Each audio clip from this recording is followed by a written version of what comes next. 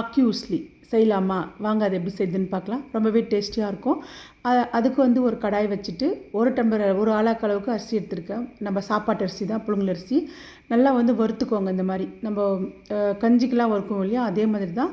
அந்த அளவுக்கு ரொம்ப ரோஸ்ட் பண்ணாமல் ஓரளவுக்கு ரோஸ்ட் பண்ணி எடுத்துக்கணும். இதை ட்ரை ரோஸ்ட் தான் பண்ணணும், எண்ணெய் எதுவும் சேர்க்கக்கூடாது.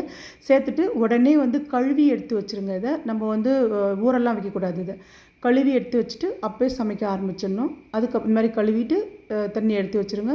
நைட்டே ஊற வச்ச கருப்பு கொண்ட கடலை வந்து வேக வச்சு ஒரு 2 விசில் விட்டு வேக வச்சு இந்த மாதிரி எடுத்து வச்சுக்கோங்க. இப்போ ஒரு குக்கரை வச்சுட்டு அதில் ஒரு 3-4 டீஸ்பூன் அளவுக்கு எண்ணெய் சேர்த்துக்கோங்க. கடலை எண்ணெயோ இல்லை நல்லெண்ணெய் சேர்த்தா இன்னும் நல்லாயிருக்கும்.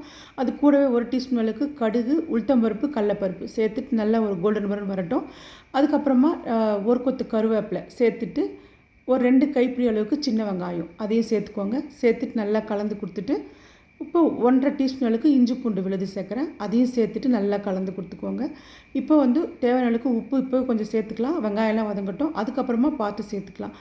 3 டீஸ்பூன் அளவுக்கு சாம்பார் பொடி சேர்க்குறேன். 1/4 டீஸ்பூன் அளவுக்கு மஞ்சள் பொடி சேர்த்துட்டு நம்ம இப்போவே இந்த கொட்டை நம்ம வேக வச்சு வச்சுருக்கோம் இல்லையா, அது இந்த ஸ்டேஜ்லேயே சேர்த்துக்கணும். நான் மறந்துட்டு அப்புறமா சேர்க்குவேன். நீங்கள் இப்போவே சேர்த்துக்கோங்க. சேர்த்து நல்லா கலந்து கொடுத்துட்டு இப்போ நம்ம தண்ணி 1க்கு 2, பிரியாணிக்கு வந்து 1.5 வைப்போம். இது புழுங்கல் அரிசின்றதுனால 1க்கு 2 வச்சுக்கோங்க. அப்போ தான் கரெக்டாக இருக்கும். சேர்த்துட்டு இப்போ புளி தண்ணி நான் வந்து ஒரு 3 டீஸ்பூன் அளவுக்கு புளி தண்ணி இதில் சேர்த்துருக்கேன். அதே மாதிரி நீங்களும் சேர்த்துக்கோங்க. சேர்த்துட்டு இப்போ அந்த கொட்டையும் இதில் சேர்த்துட்டுனா இப்போ வந்து கழுவி வச்சுருக்கலாம் அந்த அரிசியும் இதில் சேர்த்துட்டு இப்போ இன்னும் கொஞ்சம் உப்பு பார்த்து சேர்த்துக்கோங்க. கந்த சஷ்டியோட 5வது நாள் இன்றைக்கி.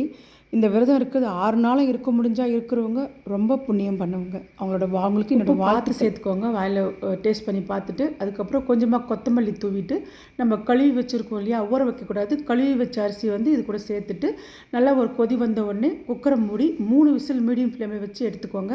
அவ்வளோதான், ரெடி ஆகிடும். குக்கர் மூடி போட்டு 3 விசில் விட்டு திறந்த உடனே ஒரு 3 டீஸ்பூன் அளவுக்கு இல்லை 2 டீஸ்பூனில் கூட உங்களுக்கு பார்த்து சேர்த்துக்கோங்க. நெய் சேர்த்துட்டு ஒரு கலந்து கொடுத்துட்டு அதுக்கப்புறம் சாப்பிட கொடுத்துருங்க. சூப்பரான டேஸ்ட்டாக இருக்கும். இது கோயம்புத்தூர் பக்கம் ரொம்பவே எல்லோரும் விரும்பி சாப்பிட்ற ஒரு டிஷ் இது. அக்யூஸ்லி ரெடி ஆகிடுச்சு பாருங்கள். அந்த கொட்டையோட டேஸ்ட்டு மெனு சாப்பிட சைட் டிஷ் கூட நம்மளுக்கு எதுவுமே தேவைப்படாது. இது அப்படியே சாப்பிட்லாம். வேணும்னா மிச்சரோ இல்லை அப்பளமோ இல்லை ஊறுகாய் வச்சு கூட சாப்பிட்லாம். சூப்பராக இருக்கும். நாங்கள் அப்படியே விருந்தாவே சாப்பிட்டோம். சூப்பராக இருந்தது. அவ்வளோதான், இந்த வீடியோ இதோட முடியுது. மறக்காமல் பொறுமையாக உட்காந்து பார்த்துட்டு அதுக்கப்புறம் செஞ்சு பாருங்கள். சூப்பர் டேஸ்ட்டாக இருக்கும். மறக்காமல் லதா வியூஸ்க்கு சப்போர்ட் பண்ணுங்கள். தேங்க்யூ.